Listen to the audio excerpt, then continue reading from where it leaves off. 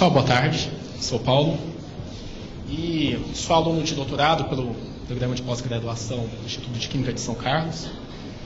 Sou, como o Wendel nos disse, aluno do professor Manuel Carrilho. Digo que sou... Tem um pé cá e um outro lá, né? Na falta de um orientador, tem um dois. Bem, esse trabalho tem por título Detecção condutométrica sem contato, altamente sensível para chips microfluídicos. E foi desenvolvido aqui no centro, em parceria com o pessoal do LN Nano, mais especificamente do LMF. E vou começar abordando inicialmente algum conceito teórico, né? A princípio, a detecção condutométrica é um método de detecção universal, desde que os analistas forneçam uma diferença de condutividade mensurável em relação ao eletrólito. A condutância de uma solução é proporcional à área dos eletrodos, à distância entre eles e também das concentrações de todas as espécies carregadas e de suas respectivas mobilidades. A detecção condutométrica pode ser conduzida de dois modos distintos. São eles: a detecção condutométrica no modo por contato e a detecção condutométrica sem contato. Nesse caso, a detecção sem contato se diferencia da detecção por contato pelo fato dos eletrodos estarem fisicamente separados da solução eletrolítica por um material dielétrico.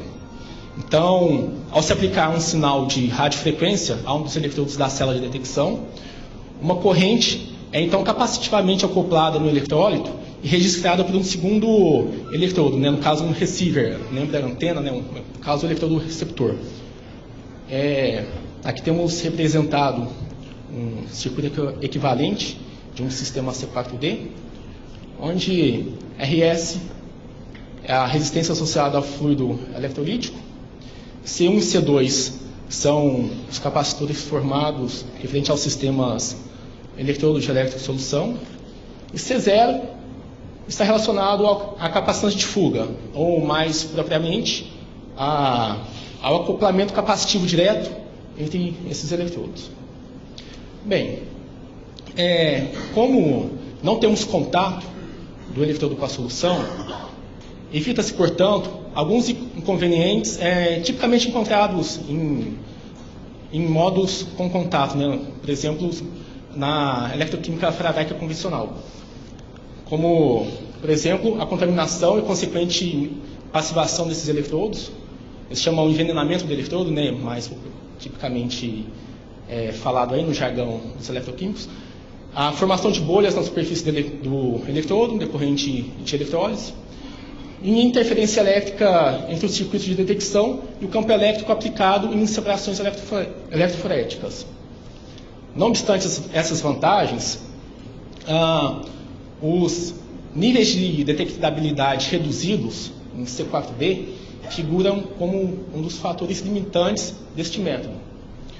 Isso decorre, basicamente, da ausência de transferência de carga na interface eletrodo-solução, bem como do acoplamento capacitivo direto entre os eletrodos. Então, algumas alternativas têm sido propostas, como, por exemplo, a aplicação de sinais de estação de alta voltagem, uso de um plano terra com o intuito de reduzir a capacitância de fuga entre os eletrodos, e também tem sido reportado o desenvolvimento de métodos com o intento aumentar a área sensível, tais como a utilização de eletrodos semicirculares, propostos por Lee e colaboradores, eletrodos do tipo sidewall e eletrodos na configuração dual top bottom. Bem, em termos de uma configuração ideal de célula para C4D, seria aquela a qual nós tivéssemos um eletrodo em volta de todo o canal, bem como ocorre em eletroforese capilar convencional. Então, nesse trabalho, nós apresentamos, pela primeira vez, né, a integração de eletrodos concêntricos em chips microfluídicos. Para tanto, o protocolo de fabricação desenvolvido foi o seguinte: para a construção dos eletrodos semiconcêntricos, os canais foram gravados em um substrato plano de vidro, por corrosão química via úmida, e os eletrodos foram depositados no interior desse microcanal, isolados com um filme nanofino de dióxido de silício. Uma segunda etapa, para a confecção dos eletrodos planares, esses eletrodos foram depositados em uma lâmina plana de vidro, por sputtering, isolado por uma fina membrana de PDMS. E, por fim, esses dois substratos foram alinhados e selados reversivelmente. Aqui temos uma imagem real, no caso do eletrodo planar, isolado pela fina membrana de PDMS. E aqui temos o eletrodo semiconcêntrico, depositado no interior do microcanal, isolado pelo filme nanofino de dióxido de silício. E aqui temos o dispositivo final já selado. Bem, com o intuito de vermos como é que se comportava a deposição desses filmes finos no interior desse microcanal, nós caracterizamos essas deposições utilizando microscopia eletrônica de varredura, tanto para a imagem da seção transversal quanto para as ampliações. E percebemos que esses filmes tinham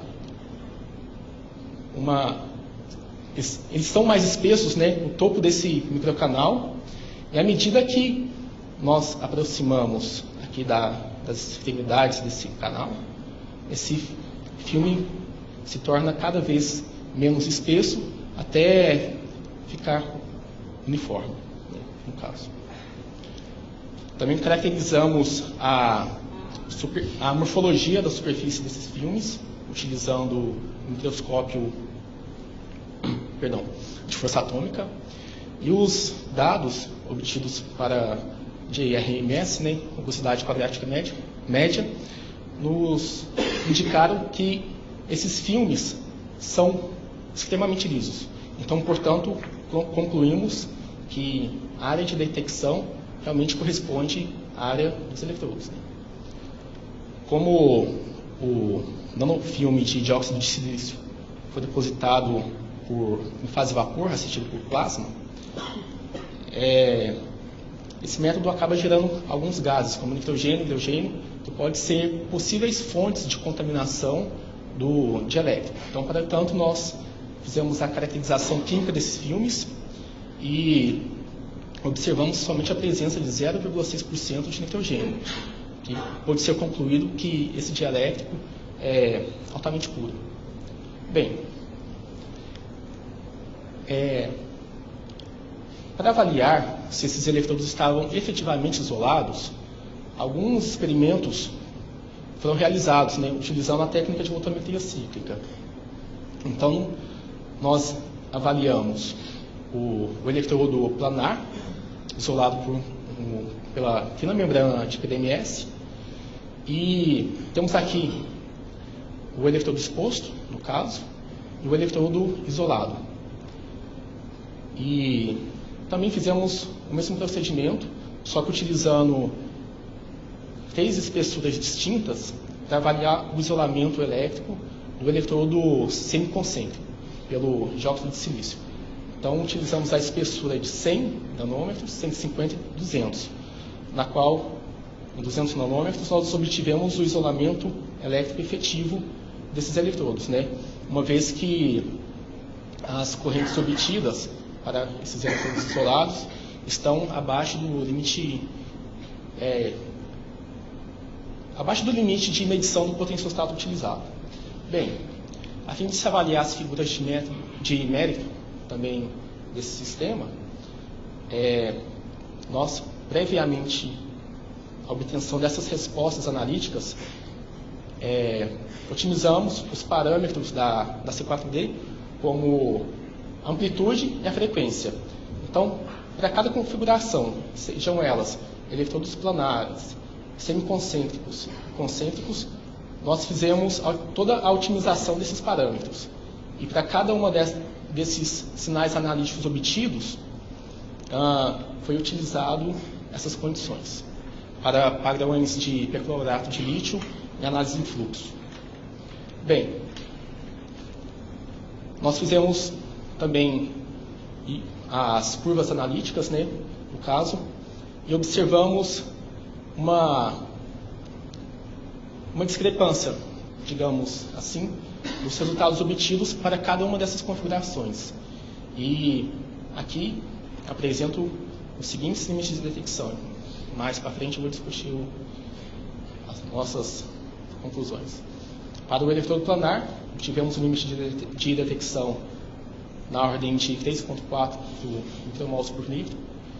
Para o semiconcêntrico, 724 picomols por litro, ou seja, 5 ordens de grandeza de diferença. E também fizemos alguns testes de repetibilidade, com 4 chips diferentes, operados por 2 analistas diferentes também, em dias distintos. E os dados nos mostraram que tivemos uma boa repetibilidade e precisão inter-chip. Bem, algumas conclusões que observamos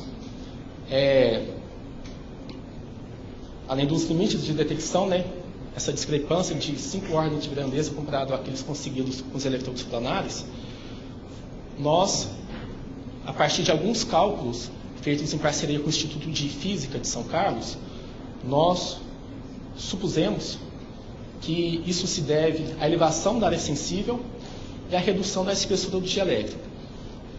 No caso, a redução da espessura do dielétrico é mais pronunciada nos eletrodos semiconcêntricos e no concêntrico, no caso, né? Isso devido ao fato de a condutância do aumento da condutância com o aumento da condutância com o inverso do logaritmo natural da espessura desse dielétrico.